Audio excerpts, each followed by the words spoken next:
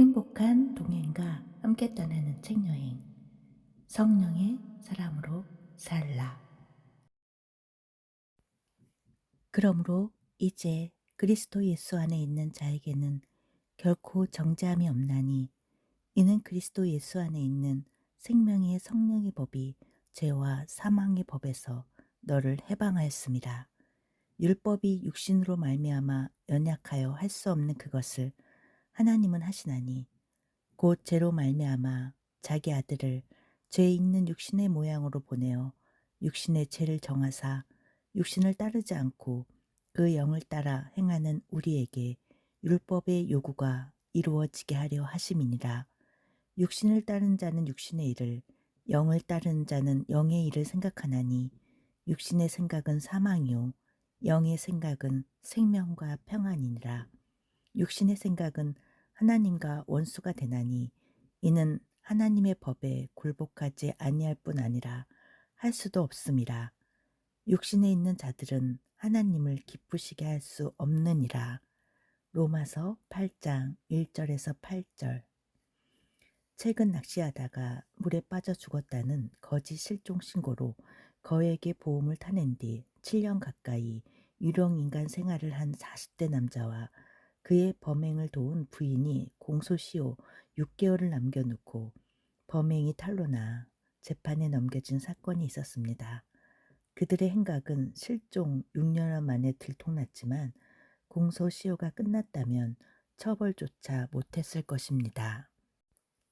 죄를 지었어도 우리나라의 법률은 일정 기간이 지나면 법령이 소멸됩니다. 죄에 따라 7년에서 20년이 지나면 공소시효 만기로 처벌을 면하게 됩니다. 모든 제품에는 유통기한이 있습니다. 음식물, 의약품, 화장품 등 유통기한이 지나면 성능이 떨어지고 해를 입힐 수 있습니다.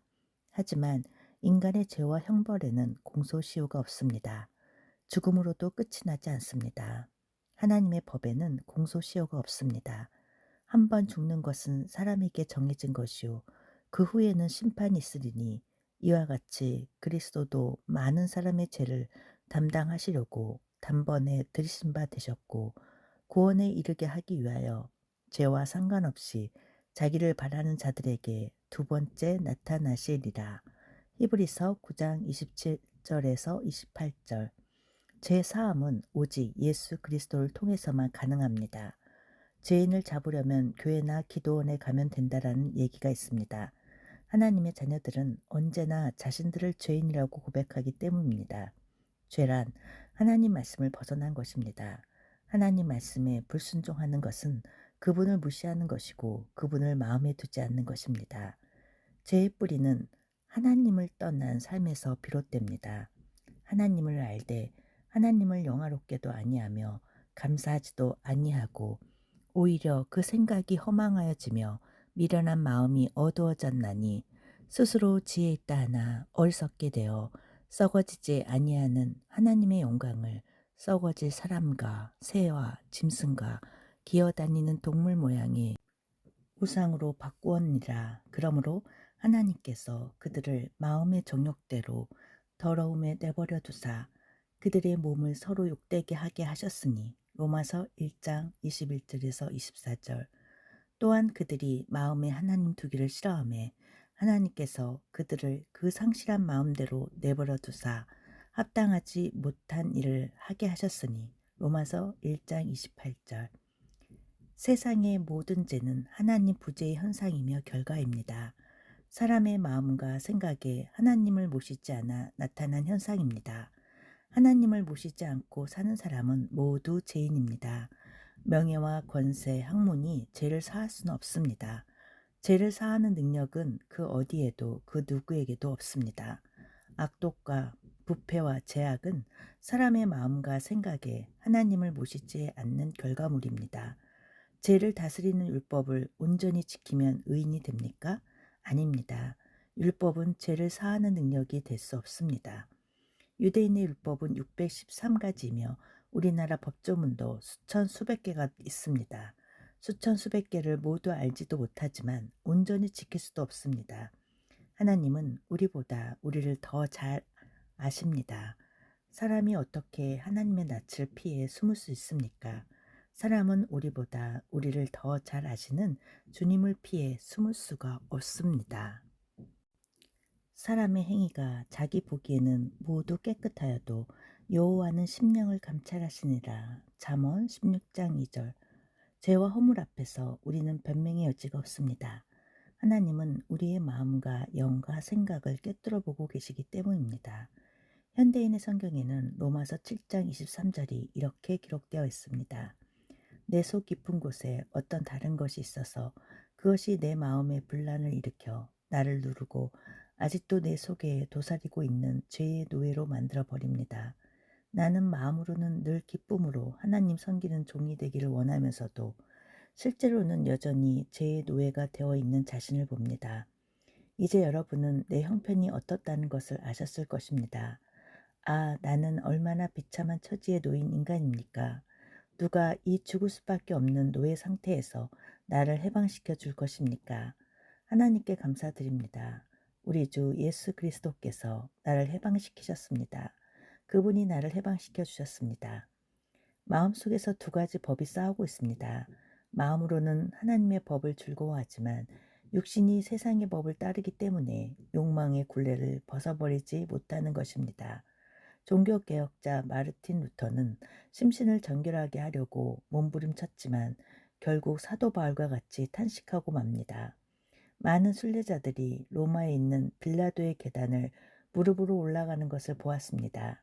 육신을 괴롭혀 악한 생각을 몰아내겠다고 결심한 뒤 팔꿈치로 계단을 짚으며 계단을 올라갔지만 악한 생각을 몰아낸 것이 아니라 육체의 고통만 남았습니다. 번뇌와 좌절감만 휘몰아쳤습니다. 내가 복음을 부끄러워하지 아니하노니 이 복음은 모든 믿는 자에게 구원을 주시는 하나님의 능력이 됨이라. 먼저는 유대인에게요 그리고 헬라인에게로다. 복음에는 하나님의 의가 나타나서 믿음으로 믿음에 이르게 하나니 기록된 바 오직 의인은 믿음으로 말미암아 살리라 함과 같으니라.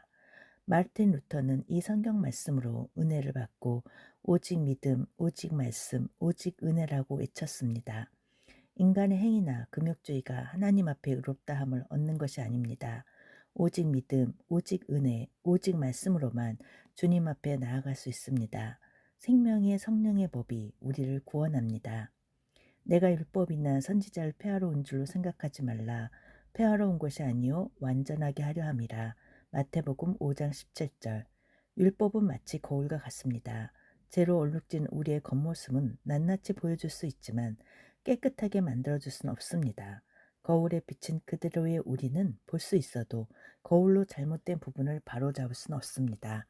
하나님은 독생자 예수 그리스도를 십자가에 내어주심으로 우리의 죄를 대속해 주셨습니다.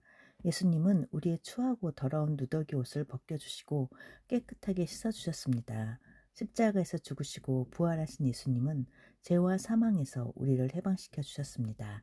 하나님의 아들이 육신의 옷을 입고 인간의 모든 저주를 한 몸으로 담당하사 하나님의 긍휼하신 은혜와 복을 우리에게 베풀어 주셨습니다. 예수님을 믿는다는 것은 죄로 말미암아 죽을 수밖에 없는 죄인이 구원받은 사실을 믿는 것입니다. 죄의 그늘에서 평생을 신음하다가 지옥 형벌에 빠질 수밖에 없는 우리를 구원해 주셨다는 사실을 믿는 것입니다. 하나님이 그 아들을 세상에 보내신 것은 세상을 심판하려 하심이 아니요 그로 말미암아 세상이 구원을 받게 하려 하심이라. 그를 믿는 자는 심판을 받지 아니하는 것이요 믿지 아니한 자는 하나님의 독생자의 이름을 믿지 아니하므로 벌써 심판을 받은 것이라. 요한복음 3장 17절에서 18절. 예수 안에 있는 우리에게는 결코 정죄함이 없습니다. 예수를 믿지 않는 사람은 그 사실 하나만으로 정죄함을 받습니다. 예수를 믿어 구원받은 것은 너무나 귀한 일입니다. 평생토록 감사의 제목입니다. 구원의 은혜, 구원의 감격이 세월 속에 녹아내리거나 세상에 희석되어서는 안 됩니다. 세상에서 버림받은 것보다 예수님을 믿지 않는 것이 더 비참합니다. 질병이나 사고로 만신창이가 되어 죽어가는 사람보다 더 불행하고 불쌍합니다. 예수님을 믿지 않으면 권력도 재력도 명예도 아무 소용없습니다. 세상을 거머쥐어도 부질없는 일입니다. 영혼 구원 때문에 뼈가 저리고 가족 구원 때문에 영혼의 눈물을 흘릴 수 있어야 합니다. 외모가 제 아무리 준수해도 그 안에 생명이 죽어가고 있으면 헛될 뿐입니다. 나아만 장군처럼 문둥병으로 온몸이 썩어가고 있는데 군대 장관이면 무슨 소용이 있겠습니까? 믿음의 눈과 귀가 열려야 합니다. 이는 하나님이 말씀하는 성령의 2000년 역사가 증언하는 내용입니다. 핑계도 변명도 있을 수 없습니다. 세상에서 규정하는 죄는 외형만 봅니다. 명명백백한 죄의 증거가 없으면 그것으로 그만입니다. 아무리 부정한 일이라도 법망을 피하면 그 죄에 대한 처벌을 할 수 없습니다. 세상은 겉으로 드러나 보이는 것만 처리할 수 있습니다. 하지만 하나님은 우리의 심령을 감찰하십니다. 우리의 생각과 안고 서는 것을 모두 아십니다. 하나님 앞에 감히 죄 없음을 고백하며 나아갈 수 있는 사람은 아무도 없습니다.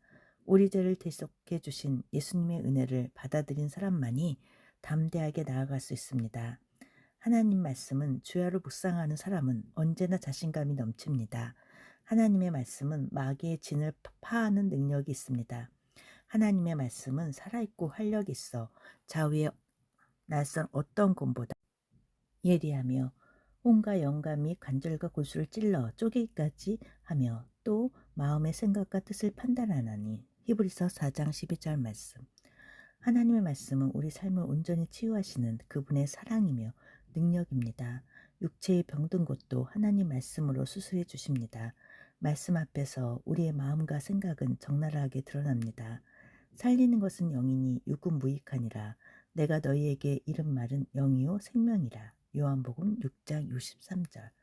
육신의 생각, 세상의 말에는 치료의 능력, 기적의 능력이 전혀 없습니다. 그러나 하나님 말씀은 살리는 영이며 생명입니다. 하나님 말씀을 주야로 묵상하고 기도하며 찬송할 때 자유와 기쁨이 넘쳐납니다. 분노와 미움, 가난과 저주는 떠나갑니다. 또한 하나님 말씀을 주야로 묵상하고 기도하며 생명이 넘쳐납니다. 기적이 일어납니다. 하나님 말씀이 우리 안에서 살아 역사하면 치료가 임합니다. 이것이 생명의 성령의 법입니다. 옛날에는 난방이 별로 신통치 않았습니다. 그래서 방에 운목에 떠다 놓은 물이 꽁꽁 얼고 걸레는 동태같이 되었습니다. 아랫목과 운목의 기온차가 심했습니다. 불 꺼진 화로에 재를 들추다 남아있는 불씨에 공기를 불어넣으면 불씨가 살아납니다. 흙 속에 묻혀있는 싹을 찾아내어 잘 보살피고 키우는 것이 하나님의 뜻입니다. 마귀는 분리하고 멸망시키고 파괴하고 죽이는 것이 전부입니다. 이간질은 마귀의 전문 분야입니다. 그러나 성령은 우리를 하나 되게 하십니다. 하나님께 도움을 요청하면 절대로 거절하지 않습니다. 연약하고 피곤한 손을 주님께 내맡기만 하면 꼭 잡아주십니다. 성령은 지금도 우리를 위해 탄식하고 계십니다. 비상 상황에서 소리를 지르면 저 멀리 있는 사람도 귀를 기울입니다. 비상벨이 울리면 구조의 손길이 나타납니다. 그러므로 자신이 없을 때 도움을 요청해야 위험에서 벗어날 수 있습니다. 죄와 사망의 법에서 해방되었으나 원망과 불평만 하고 있으면 미련하고 못난 것입니다. 하늘의 하나님께 부르짖어 간청하면 성령이 반드시 도와주십니다. 우리는 사랑받기 위해 태어났습니다. 축복받기 위해 선택되었습니다. 그러므로 성령이 주시는 참된 자유와 평안을 마음껏 누리길 바랍니다. 우리는 생명의 성령의 법으로 우리를 억압하는 마귀를 단호히 물리쳐야 합니다. 또한 하나님 말씀을 주야로 묵상함으로써 축복의 통로가 되기를 소원해야 합니다. 사랑하는 자여, 내 영혼이 잘된 같이 내가 범사에 잘되고 강건하기를 내가 간구하노라. 요한 3서 1장 2절 말씀. 오늘은 성령의 사람으로 살라, 순복음 노원교회 유재필 목사님의 설교집 내용 중에서 읽어드렸습니다. 이 말씀 다시 한번 읽고 책여행 마치겠습니다. 그러므로 이제 그리스도 예수 안에 있는 자에게는 결코 정죄함이 없나니 이는 그리스도 예수 안에 있는 생명의 성령의 법이 죄와 사망의 법에서 너를 해방하였음이라. 로마서 8장 1절에서 2절 말씀. 아멘.